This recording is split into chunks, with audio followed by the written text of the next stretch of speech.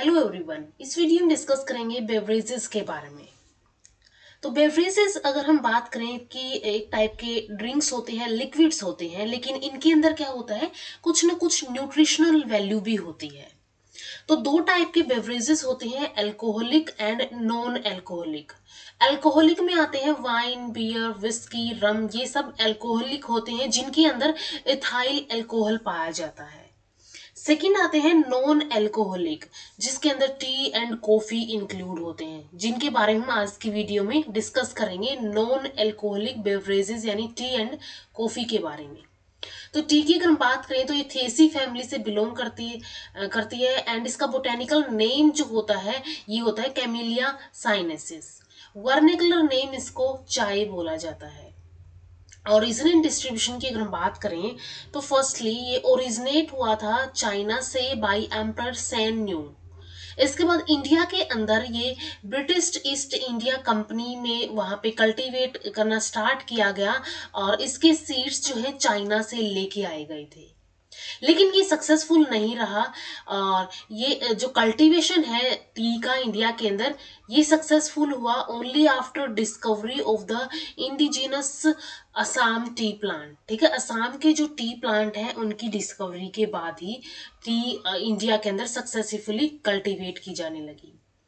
India के अंदर primarily cultivated in Brahmaputra and Surma valley of Assam, Darjeeling, Jalpaiguri district of north Bengal, इन सभी जगह पे इंडिया के अंदर कल्टीवेट की जाती है ये।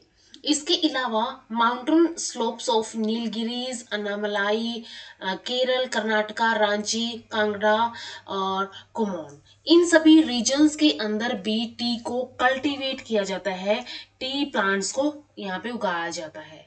तो ये ओरिजिन एंड डिस्ट्रीब्यूशन है। इसके बाद नेक्स्ट आता है टी का बोटेनिकल डिस्क्रिप्शन। तो टी जो है एक एवरग्रीन पेरिनियल सर्ब होती है। ठीक है, एवरग्रीन पेरिनियल सर्ब ये होती है जिसकी हाइट 9 to 17 मीटर होती है नेचुरल कंडीशंस के अंदर। अगर इसको ये नेचुरल हो गई, अगर हम इसको खुद से ग्रो करते हैं यानी कि इसका कमर्शियल यूज के लिए हम ग्रो करते हैं तो इसकी हाइट बहुत कम रह जाती है। तो नेचुरली इसकी 9 to 17 मीटर तक हाइट अटेन ये कर सकता है। लीव्स इसके सिंपल होते हैं, एलिपिटिकल टू लैंसियोलेट टाइप के होते हैं और यंग लीव्स के पास न्यूमरस ऑयल ग्लैंड्स होती है which imparts specific fragrance and aroma to the plant. ठीक है, जो प्लांट होता है, जो ये टी प्लांट होता है, इसके अंदर एक स्पेसिफिक फ्रेग्रेंस आती है, खुशबू आती है, एक अरोमा आती है। वो किसकी वजह से होती है? इन ऑयल ग्लैंड्स की वजह से होती है। Flowers are borne in the leaf axils either singly or in groups of 2 to 4 with a white and pinkish flower. यहाँ पे white and pinkish flower होते हैं जो कि फ्लावर के जो लीफ एक्सिल होता है वहां पे बोन होते हैं। या तो ये सिंगली अकेले अकेले लग जाते हैं या तो ये क्लस्टर ऑफ या फिर ग्रुप ऑफ 2 to 4 फ्लावर्स के अंदर लगते हैं। फ्रूट इसका ब्राउनिश ग्रीन कलर का होता है। ठीक है, ब्राउनिश ग्रीन कलर का होगा and having trilocular capsule with one brown. और यहाँ पे क्या होता है, ट्राइलोकुलर कैप्सूल होता है विद वन ब्राउन। इसके अंदर ब्राउन स्फेरिकल फ्लैटेंड सीड होता है हर एक लोक्यूल के अंदर। ठीक है, हर एक लोक्यूल के अंदर यहाँ पे एक सीड पाया जाता है। तो इसके अंदर लोक्यूल्स होते हैं जिनके अंदर हर एक लोक्यूल के अंदर एक सीड यहाँ पे पाया जाएगा। इसके बाद नेक्स्ट आता है टी के यूज। तो यूज की अगर हम बात करें टी की, तो ये विटामिन बी कम्प्लेक्स कंटेन करता है। इसके अलावा इसके अंदर निकोटिनिक एसिड भी पाया जाता है। अस्थमा के अंदर ये हेल्पफुल होता है क्योंकि इसके अंदर थियोफाइलिन की प्रेजेंस होती है। It is use as astringent and stimulant. Astringent क्या होगा, कोई चीज को स्टॉप कर रहा है, स्टिमुलेट जो कोई किसी चीज को इनिशिएट कर रहा है, तो ये एज एस्ट्रीजेंट एंड स्टिमुलेंट भी यूज किए जाते हैं।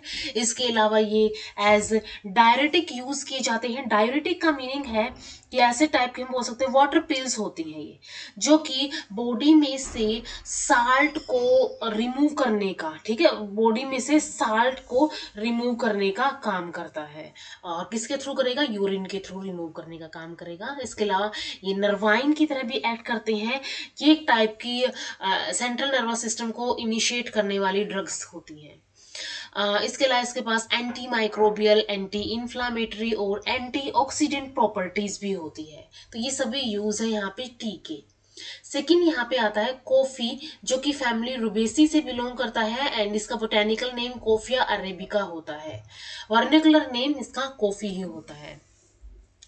इसके बाद इसका ओरिजिन एंड डिस्ट्रीब्यूशन आता है। तो ये ओरिजिनेट हुआ था फ्रॉम कफासोआ, साउथ वेस्ट एब्सीनिया। ये जो जगह है एब्सीनिया, अब इसको इथोपिया बोला जाता है, ठीक है, इसी जगह को इथोपिया बोला जाता है। तो ये जो है ओरिजिनेट हुआ था इथोपिया के अंदर, यानी कि साउथ वेस्ट एब्सीनिया के अंदर, और ये नेटिव है tropical rain forest of Ethiopia, ठीक है, जो ट्रॉपिकल रेन फॉरेस्ट है इथोपिया के, वहाँ का ये नेटिव है। और इसको Dutch introduced by Dutch to Ceylon in 1658। इसके अलावा ब्रिटिश ने इसको इंडिया के अंदर इंट्रोड्यूस किया था, और in the hills of Chikkamagaluru district, ठीक है, जो कि कर्नाटक के अंदर है ये डिस्ट्रिक्ट। यहाँ पे क्या किया गया था, इनको इंट्रोड्यूस किया गया था। Coffee is cultivated in the states of Karnataka, Tamil Nadu, Kerala on the Western Ghats, and Manipur, Meghalaya, Mizoram, Nagaland, Odisha, Sikkim, Tripura, West Bengal on the Eastern Ghat. तो इन सभी एरियाज के अंदर coffee India के अंदर cultivate की जाती है। Next आता है कॉफी का बोटेनिकल डिस्क्रिप्शन या फिर बोटेनिकल कैरेक्टरिस्टिक्स। तो ये भी क्या है, ये एक पेरिनियल और स्मॉल ट्री होता है, जो कि नेचुरली 4.5 to 9 मीटर हाइट के अंदर अटेन कर सकता है, हाइट के अंदर ग्रो कर सकता है। Pruning has been done to promote branching. अब इनके अंदर ना टी एंड कॉफी के अंदर प्रूनिंग की जाती है, इनकी ऊपर की जो ब्रांचेस है वो कट कर दी जाती है, ताकि ये हाइट की बजाय ये इनकी जो ब्रांचिंग है वो बढ़ जाए, ना कि इनकी हाइट बढ़े, ठीक है। तो इनके अंदर प्रूनिंग की जाती है, और जिसकी वजह से इनके अंदर ब्रांचिंग प्रमोट होती है। लीव्स क्या होते हैं इसके अंदर, डार्क ग्रीन कलर के होते हैं, अपोजिट इन अरेंजमेंट होते हैं, एंड ओवेट विद अंडुलेट मार्जिन। अगर हम इसकी मार्जिन की बात करें तो ये थोड़ी सी ऐसे अंडुलेट होती है, ठीक है, अंडुलेट मार्जिन के साथ ये पाई जाती है, बिल्कुल यहाँ पे नजर आ रहा है, अंडुलेट मार्जिन के साथ ये ओवेट टाइप के लीव्स यहाँ पे होते हैं, जो कि डार्क ग्रीन इन कलर होते हैं, अपोजिट इन अरेंजमेंट होते हैं। फ्लावर्स व्हाइट कलर के यहाँ पे होते हैं, borne in dense axillary clusters, and ये क्या होते हैं, लीफ के ऊपर जो एक्सिल होती है, लीफ एक्सिल, वहां पे ये ग्रो करते हैं, वहां पे बोर्न होते हैं। एंड इसके बाद फ्रूट्स हैं, फ्रूट ओवल ड्रूप टाइप के होते हैं, ठीक है, फ्रूट जो है ये ओवल ड्रूप टाइप के होते हैं। 1 or 2 फ्लैट सीड इसके अंदर पाए जाते हैं, of crimson red colour, which matures in 7 to 9 months के अंदर ही मेच्योर हो जाते हैं। तो ये इसके बोटेनिकल कैरेक्टरिस्टिक्स हैं। नेक्स्ट आता है यहाँ पे यूज ऑफ कॉफी। कॉफी के अगर हम यूज की बात करें तो ये एज स्टिमुलेटिंग बिवरेज की तरह एक्ट करता है विद प्लेजेंट अरोमा। इसके कैरेक्टरिस्टिक प्लेजेंट अरोमा भी पाई जाती है। It is blended with dried roasted root powder of chicory to flavour ice cream, candies, cookies and pastries. यहाँ पे ये क्या किया जाता है, इसको ब्लेंड किया जाता है dried roasted root powder of chicory, ठीक है। चिकोरी क्या होता है, एक टाइप का ये भी प्लांट होता है, ये हर्ब ये होती है, जो कि यूरोप एंड एशिया का नेटिव है।